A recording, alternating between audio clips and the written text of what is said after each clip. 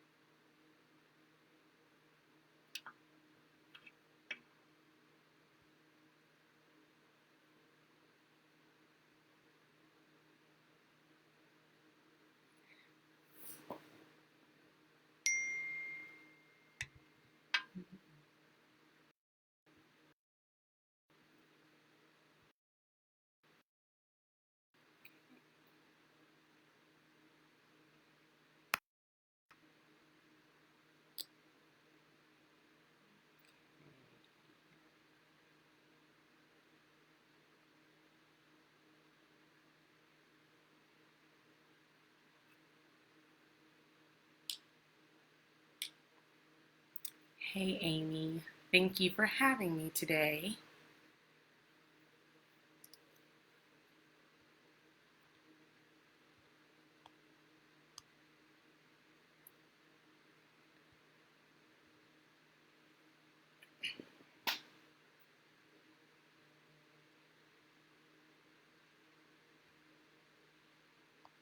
Okay, I'm going to go ahead and get started.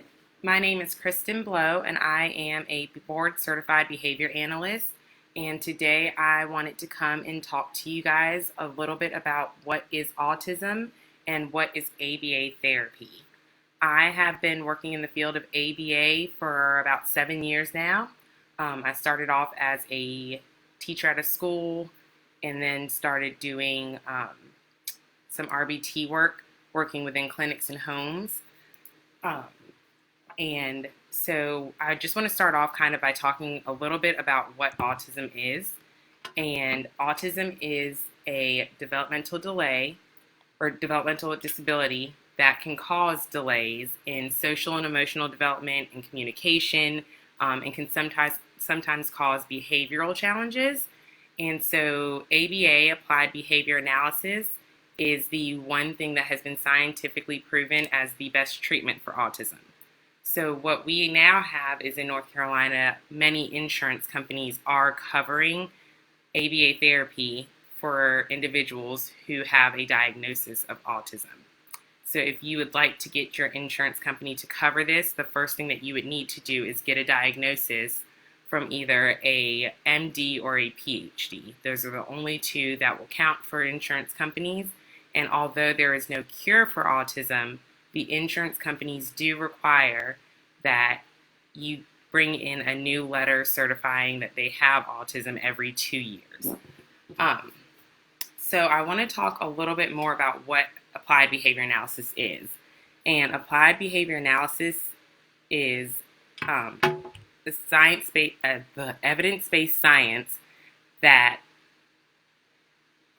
sorry guys, this is my first live. I'm a little bit nervous.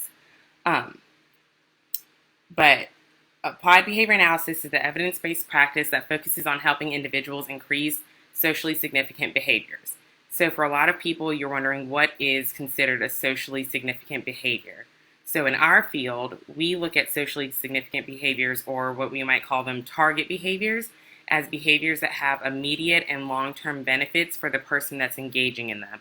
So for example, we might have a 5-year-old who, they might want to teach them math. However, this 5-year-old is not toilet trained yet. So for us, the significant behavior is going to be toilet training, because that is the first thing that is needed to help them kind of move forward in the learning process. So when we look at ABA, a lot of times you hear a bad rep about ABA, kind of that it's, we're sitting at a table one-on-one, almost bribing kids is the way that they look at it. We're popping Skittles across the table, but that's not really what ABA is. If you look at it now, ABA will almost look more like a play therapy than anything else. We try to use a lot of natural environment teaching. So we will look at the things that are most important to the kids or the individuals that we're working with, kind of what they are more interested in.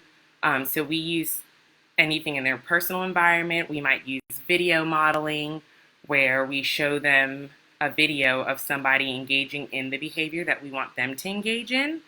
And a lot of times we find that using visuals and video modeling and things like this will work a little bit better because it's giving them a visual model of what we would like them to do. So rather than us just talking to them, they are able to see exactly what it is we're looking for. You'll see a lot of repetition when it comes to teaching within ABA because our biggest thing is that we want to make sure that we have shown them what we want them to do so many times that it becomes natural to them.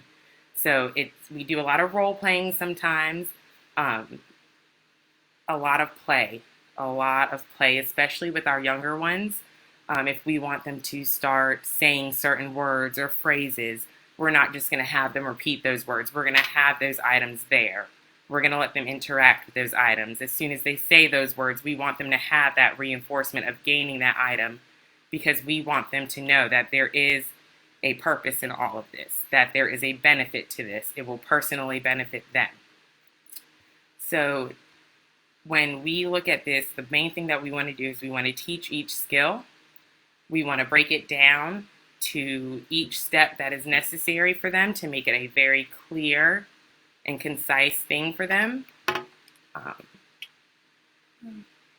And we really just kind of focus on normalizing. I don't really like to use that word because what is normal?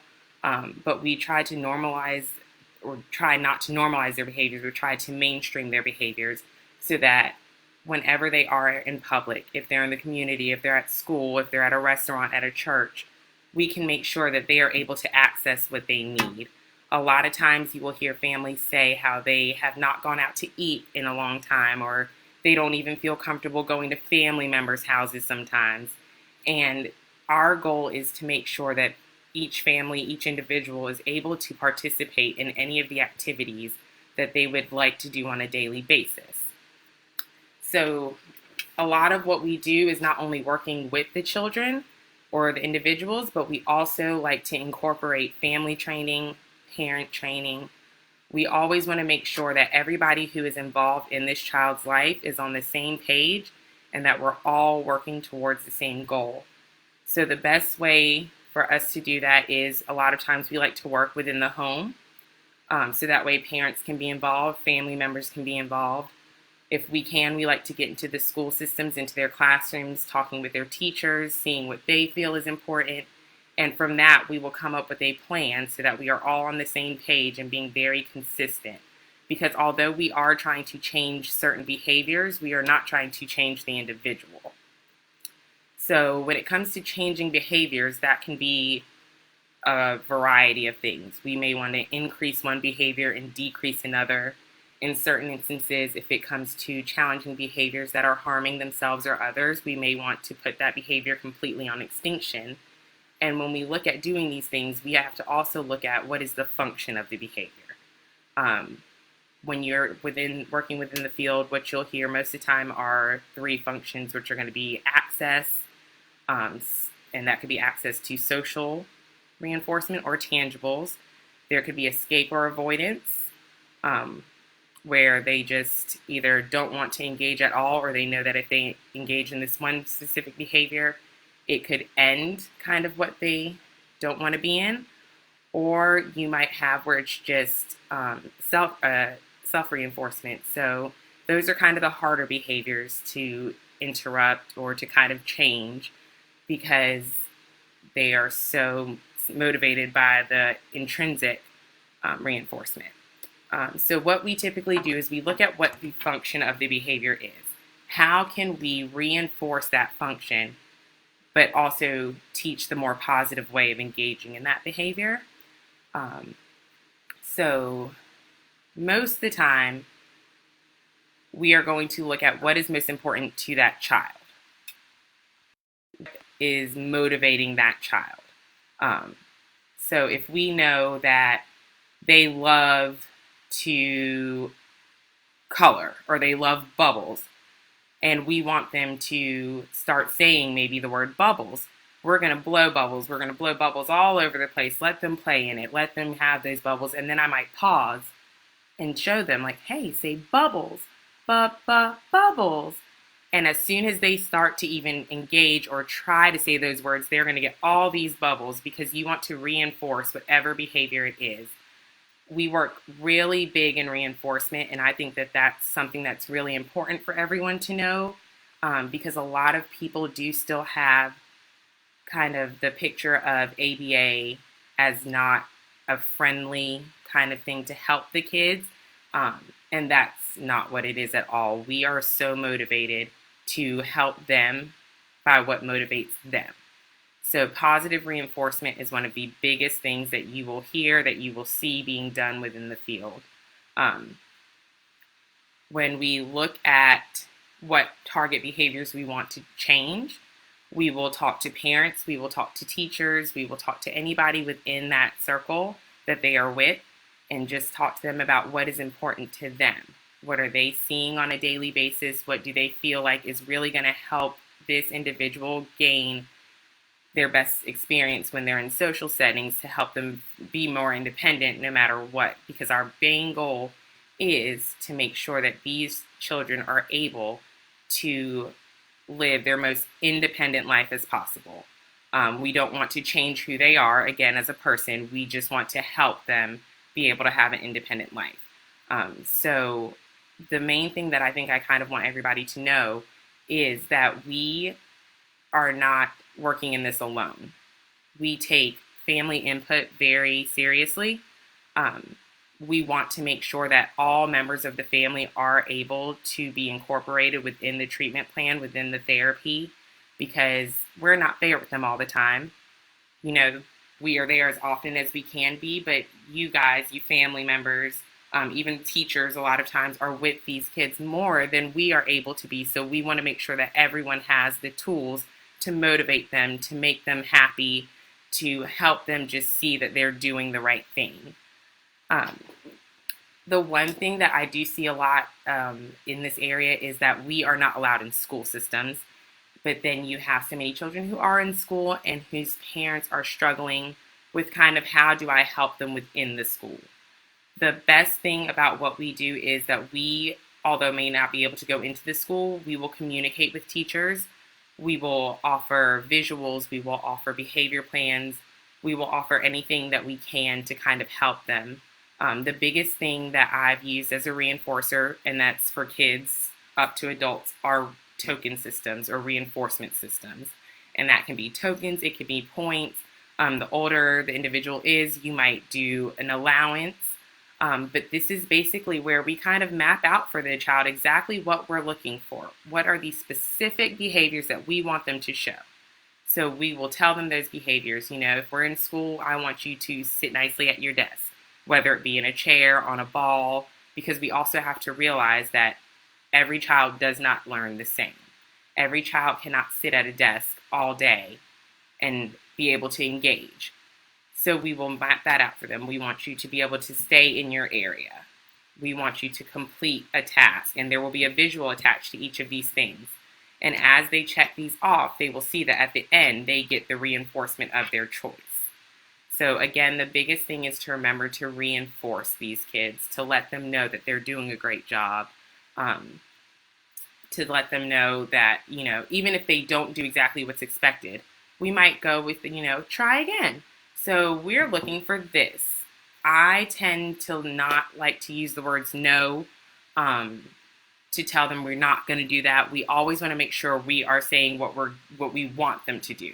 We don't really want to focus on what we don't want them to do. We want to let them know, oh, we're going to use walking feet down the hallway. Oh, it looks like your feet might be moving a little bit too fast. Let's try that again. We're going to use walking feet. And then we'll model that for them and show them what those walking feet are. Because the more that you're using the language of don't do this or we don't want you to do this, what you're doing is you're telling them everything that they're not doing, but you're not giving them the example of what we want them to do. And that is the biggest thing. If a child does not respond to tokens, that is okay. We have some kids who respond better to stickers. There are some kids who do points.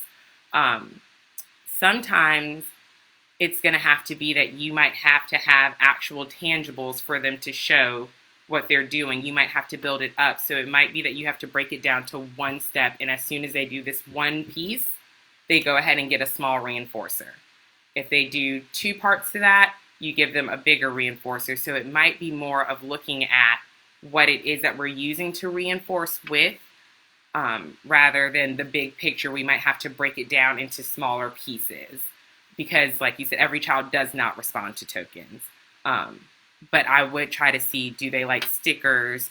Do they like maybe even Play? I've had a kid who we just did little Play-Doh balls, and they preferred to collect the Play-Doh balls, and when they knew when they had 5 of those, they could move on. But I've also had a child who, as soon as they did one thing, I had to go ahead and give them a 1-minute reinforcement break and then bring them back because they couldn't really look and wait for that time. So you just kind of build it up over time.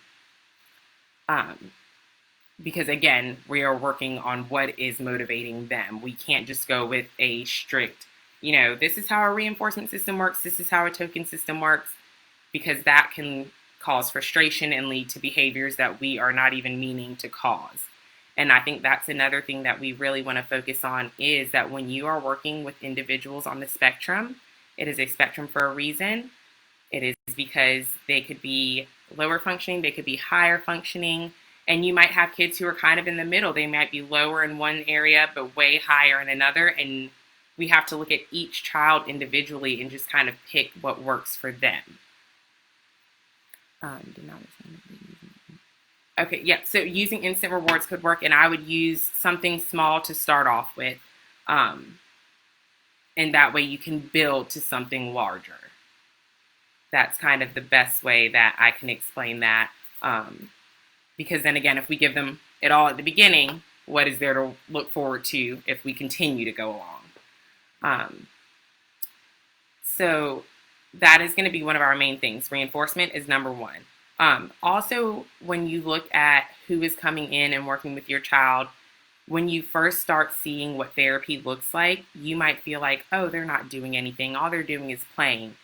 But the good thing is that you want them to do that, because if we don't build a relationship with the child where they like us and where we're having a good time and they see us as someone who's coming in to have fun and to help, then what we get is a lot of pushback where we're not seeing any of those positive results because they don't see the purpose in being around us. So I've had children where I have gone to their house for 2 months and done nothing but sit and play with them, because that's how long it took to get them to feel comfortable with me and to trust me and to start moving away from, mom and who they're used to, and kind of trusting in what I'm having them do. And once we kind of build that rapport with them, you kind of see them take off. But the one thing I also want to make sure is said is that, some kids get ABA therapy and you start seeing them make progress within a week. You start seeing so many things change. And then you have other kids who it might take a month, it might take 2 months, and that's okay. Each child is learning at their own pace, and we just want to make sure that whatever we're doing is getting them to where they need to be. So sometimes we might start one way and figure out like, oh, that doesn't really work for them. Let's try another route. And that is where, you kind of advocate for your kids, or we might advocate for them if we're working for them in the school system. It's just kind of taking that data, looking at what's going on and noticing, is this working? Is this actually motivating this child? Are they engaging? Because if they're not, then we need to change what we are doing. I think that, a lot of times we look at school systems and we look at these things where they kind of want to make the kids blend in and do the same thing, but we have to realize that every child does not learn the same, and we might have to do something a little bit extra for this one, or this person might not need as much. And so I want to make sure that, everybody knows that when you're working with ABA, talk to your BCBAs, talk to your RBTs. If you feel like they are doing something that just is not working for your child, let that be known, because we are very flexible in what we do. You're not going to see one treatment plan for this kid look exactly the same as another. We might be teaching the same exact skill to two different kids, but the way we're teaching to one kid might be with a whole bunch of visuals and showing pictures and doing things like that, where with another child, we might have to be actually out in the environment and going up to these different things and teaching them that way.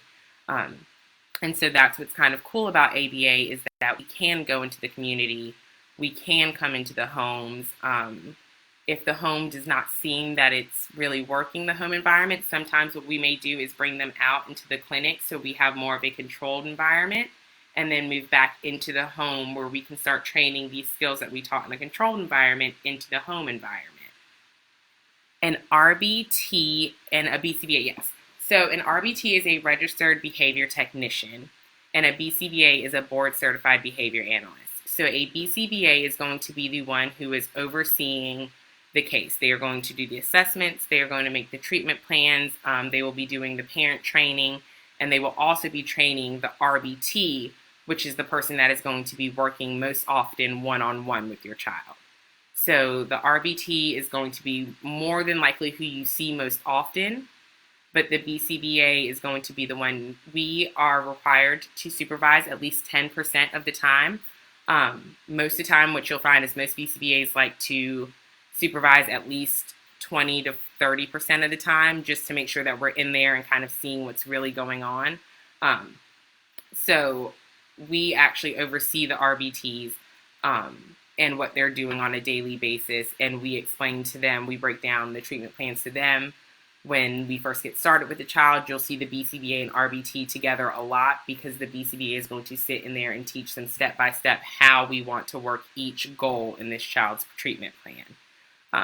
And so also, as far as treatment plans go, in order to get the goals, we will do assessments, and we will choose which assessment to do kind of based on the age of your child, where you guys are, and what it is that you're looking to achieve out of it. Once we have the treatment plan together and the goals broken down, I typically will go ahead and go over each goal with the parents, make sure that I'm kind of covering everything that they're looking for, and we will move from there. As the children go ahead and master goals, we will add new goals in, but you will also see them continue to work on old goals, because we want to make sure that they are maintaining these skills. And you will also typically have more than one RBT around, because we want to make sure that they are generalizing the skill. Sometimes what you'll run into if you have just one person working with one child is that this child has become used to this person, so they will perform all these activities. They might show specific skills with this one person, but then when you bring someone else in, they will not do any of the skills that they've just shown. So we like to make sure that there are multiple people working on these goals. This is why I train parents on the goals, so that way they can work on them when we are not able to be around as well, to make sure that they are generalizing these skills and getting the most out of the therapy. Because especially, I mean, even right now, we are in a crazy time that none of us could have prepared for, but that is where it comes in helpful when we are able to train parents and train families, because in times like this, when we are not able to be there directly with everyone, it kind of gives them a baseline and just a place to be able to do, you know, things here and there to try to keep on a schedule and a routine and continue on building those skills. Because although some individuals are able to right now be able to learn through telehealth and be able to access their goals and their stuff this way, right now there are some kids who cannot sit in front of a computer and learn this way. They need someone right there with them to help. So when we're able to incorporate the family and do these family trainings, it really helps for everybody to be able to continue to work on things no matter what is going on.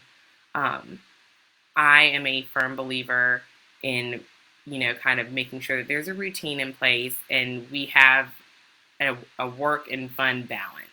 So there are kids who get 2 hours of therapy a day, but there are some kids who are getting 8 hours of therapy a day.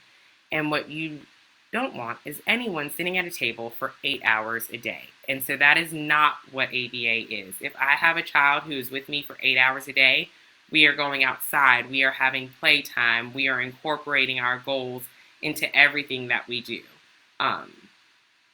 Because this can be a stressful thing for some people, and you want to make sure that you are alleviating as much of that stress so that they can actually learn.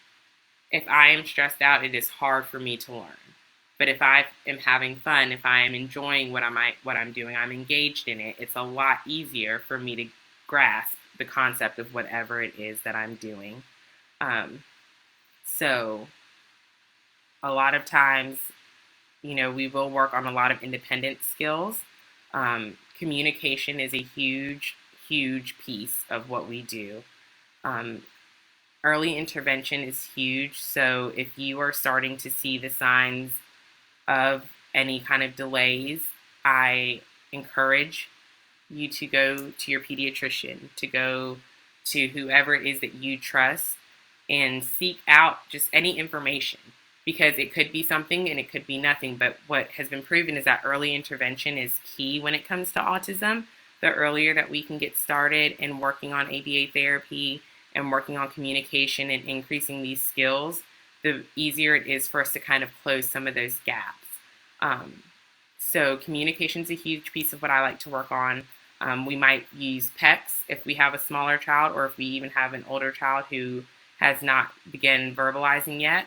PECs are the picture exchange communication system, where we will have, and I always start off with their most reinforcing items. We're going to start off with the things that they need. Food. Everybody needs food. Drinks. Their favorite toys. And these are things, we're going to take pictures of these things and we're going to pair them together with the actual item. And that way we teach them, you can hand me the picture of this cup and I can give you the cup. Again, the giving of the cup, once you hand me that picture, is that reinforcement. You wanted that cup, you got it, because you saw that by communicating, I was able to get what I wanted. And a lot of times what you will see is a lot of negative behaviors that you might see are actually coming out of the frustration from the lack of the ability to communicate, which is why it is believed that communication is the most important part. If you can't communicate your wants and needs, it makes it very hard and very frustrating to be able to be around people. So if you are seeing some communication delays or anything like that, I think that it would be a great idea to reach out and just see if there's anything, because again, it could be nothing, but it could be something, and the earlier that you're able to get any kind of help, the better. As a BCBA, I love to work alongside with speech therapists and occupational therapists. Again, if we can get everybody on the same page and kind of working together, the better it is for the individual. And let's see, I don't know if I've missed any. Does anybody have any questions that they would like for me to answer?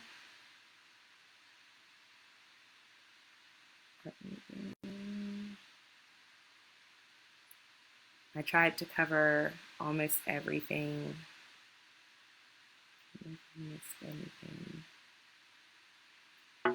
Yes, ABA can be provided in inclusive group settings, and it's actually awesome when it is provided in inclusive group settings, because you have other peers as models. The same way that, we might learn from peers, our kids learn from their peers. So if you are able to have that done in an inclusive setting, that is awesome. I enjoy doing inclusive settings with pullouts, because you get to do the inclusive setting where they can see what their peers are doing. They can model, their peers can model for them sometimes, or they may be a model for their peer. And then, we kind of pull them to the side and we work on that again. So yes, it can be done in inclusive settings. If you are doing ABA therapy through insurance, I will say that it is a little bit harder to get the inclusive group settings.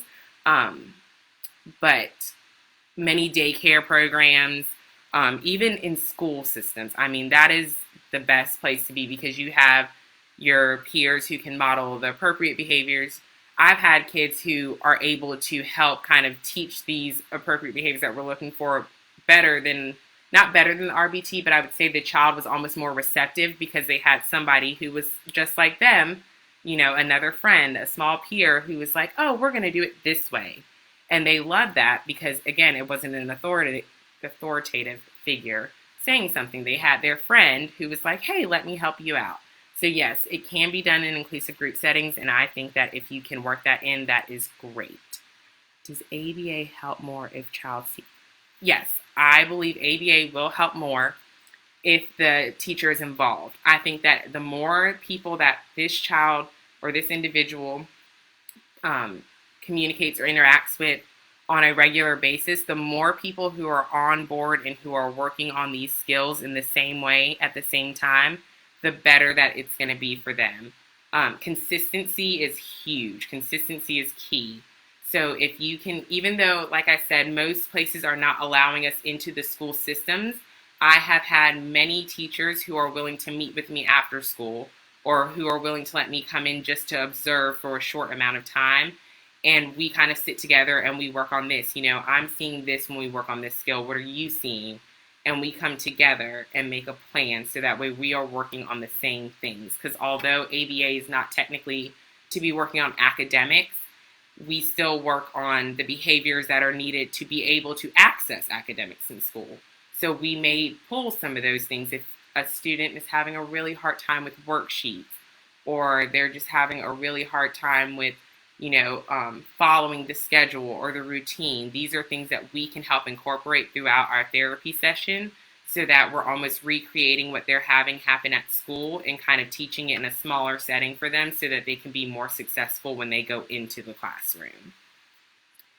How often a child should receive ABA is going to depend on what level they're functioning at, kind of what skills they're looking to do. So whenever we go in and we meet a child, the first thing that we are going to do is an assessment. Depending on the age of your child or their level, we will choose which assessment to do.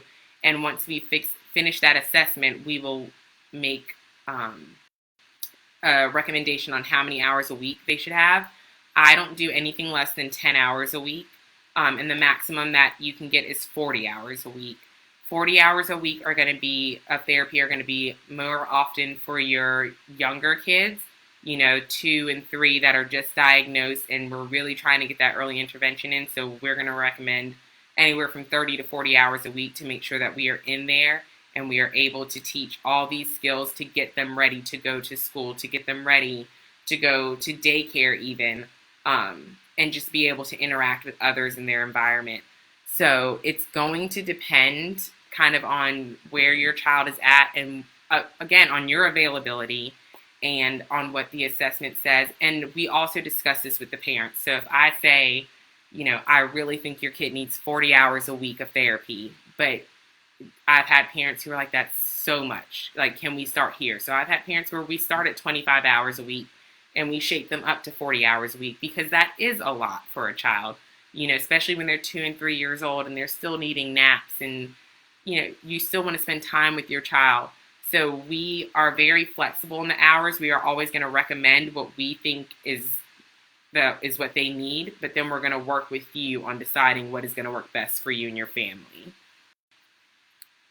What age?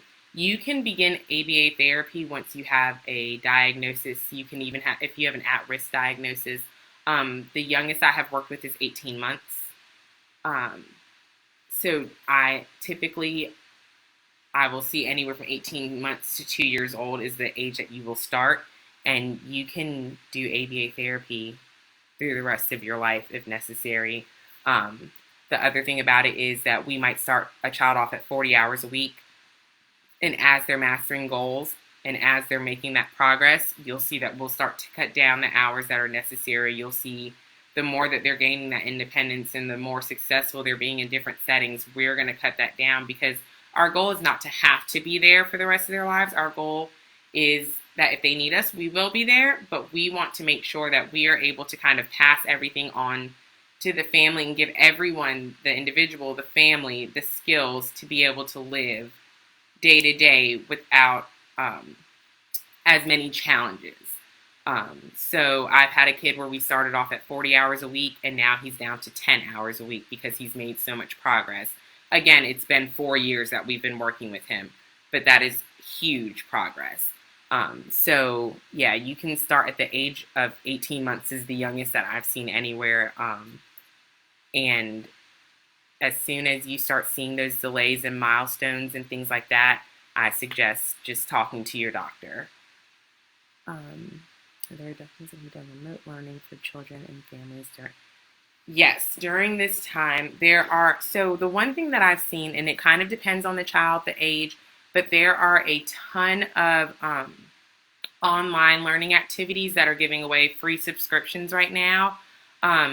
There's even some places where, and I'll talk to Amy because I have a couple of websites that I can give to her to maybe post on the page where they're giving away different visuals. They're giving away different lesson plans that you can use for your kids. There's some social stories because I know a lot of kids have, even my child, I learn at school. I do home, like all my work is for school. So this transition of being at home and homeschooling is very different. So we have social stories that you can use to, kind of explain to them, we've had a change in our routine. Now we're doing this at home. So the one suggestion I would give, though, is to try to keep them on some kind of schedule and routine.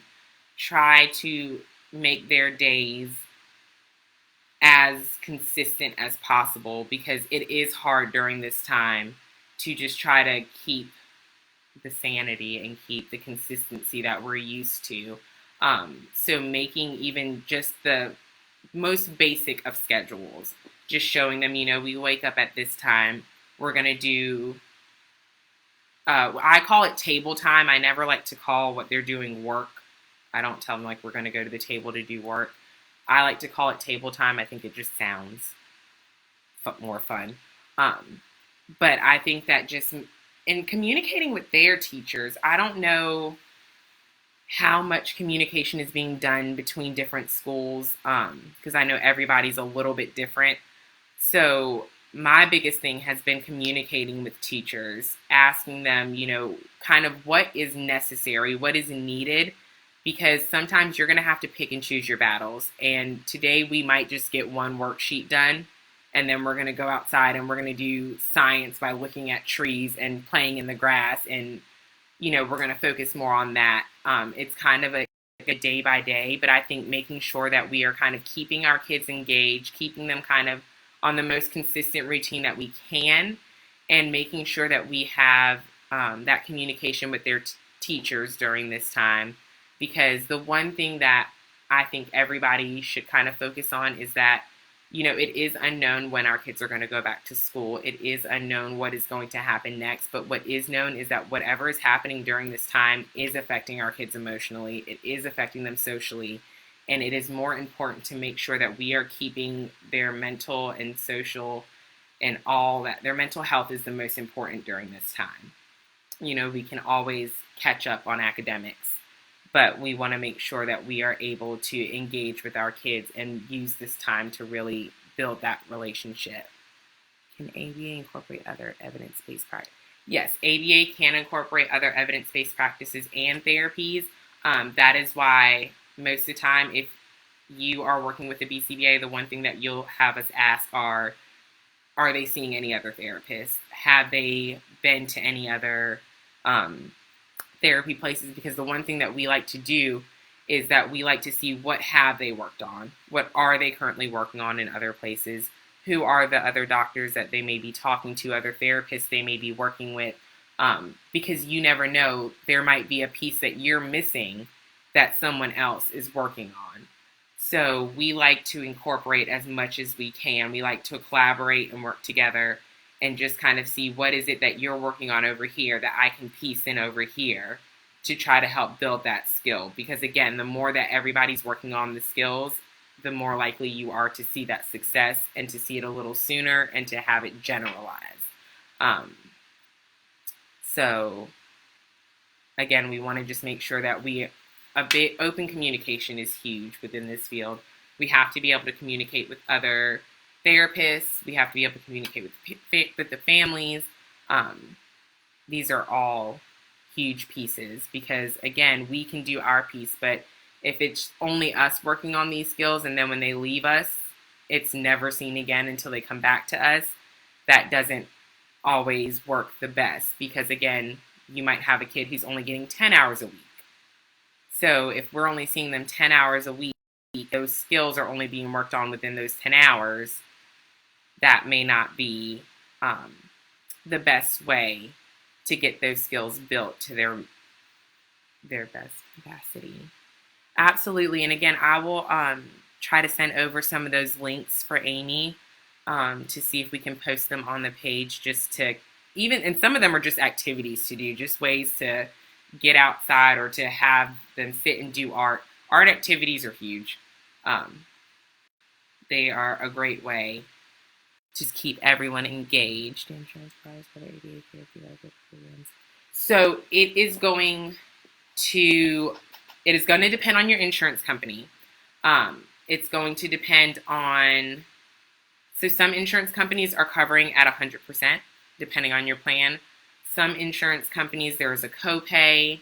I've had one insurance company where they give you, as long as you are approved, they will give you a certain amount of sessions. I think it's 120 sessions for the year. And once those sessions are up, then you pay at full price.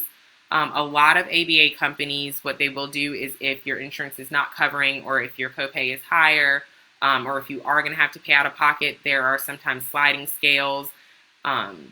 There are sometimes companies who, it's kind of going to depend on the company that you're working with if your insurance doesn't cover. Some companies have been able to get single case agreement contracts with insurance providers that they're not in network with.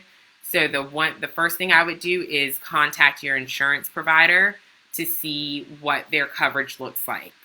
Once you find that out, then I would see who in the area is in network with those providers. And if you find a provider that is, or you find a clinic or a company that you want to use that is not in network, I would call them to see if they are willing to try on single case agreements.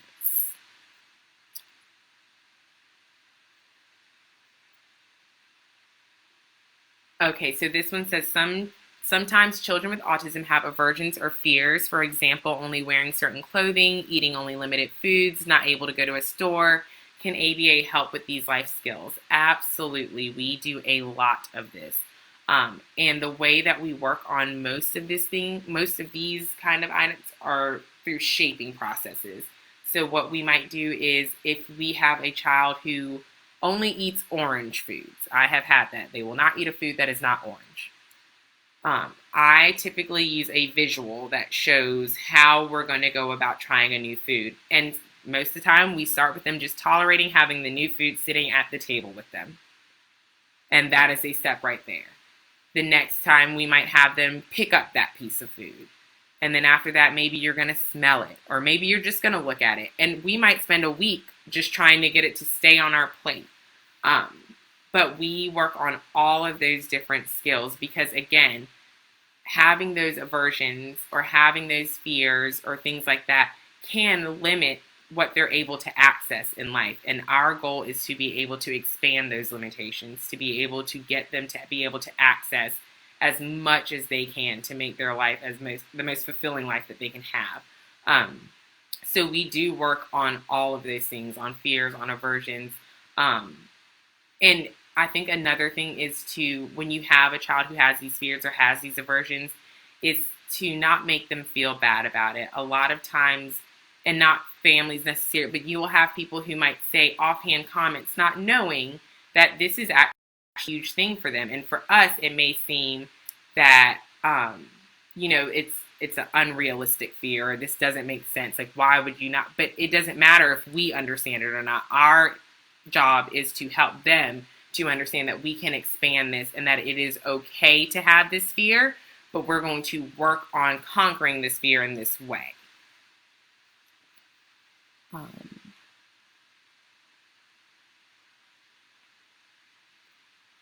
So I am currently working on starting my own ABA company. I am not actually connected with a company right now. I am in the process of getting all my contracting and credentialing done with insurance companies so that I can start providing services through my own company.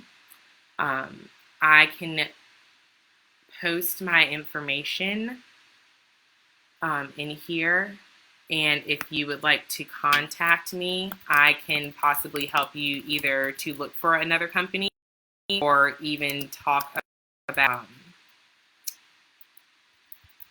Oh, thanks, Amy. um, so I can, yeah, and possibly just even discuss, steps moving forward, or if you are having, I don't know why you want to look for another company, if you would like to discuss that or not, but I might even be able to have some other companies you can look into, or be able to help in the meantime. But yeah, I am currently working on starting my own, and hopefully we'll be up and going within the next couple of months. But I'm going to post my email address here if you would like to email.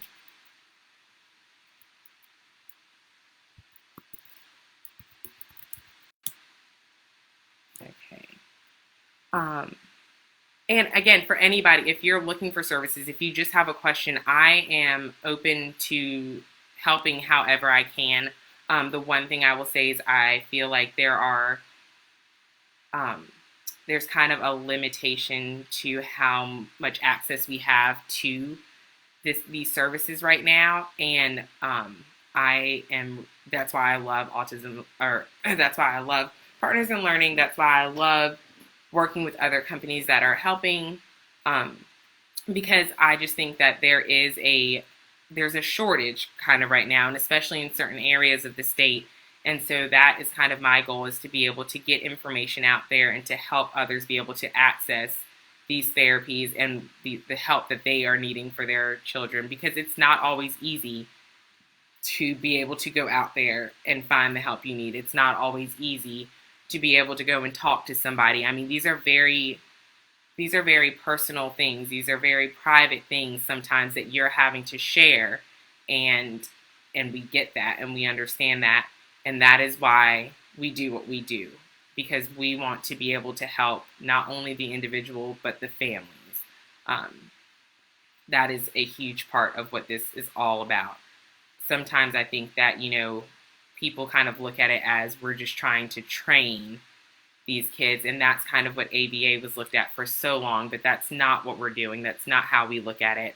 We look at it as trying to help each child, each individual, each family have the best possible access to anything that they need, have the best outcome in life, because that is what we're all here for.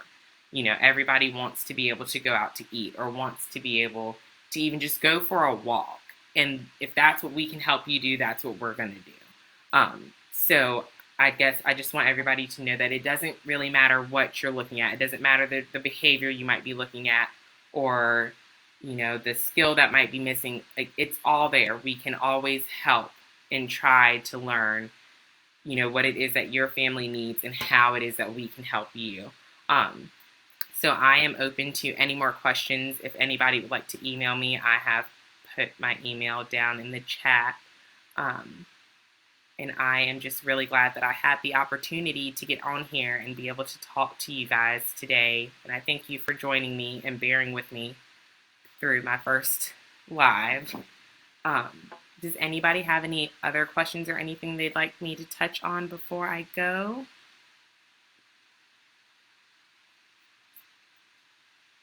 All right. Well, again, thank you guys so much for joining me. If you need anything, please feel free to reach out. I thank you guys so much. Y'all have a good day and stay safe during all this craziness. Bye.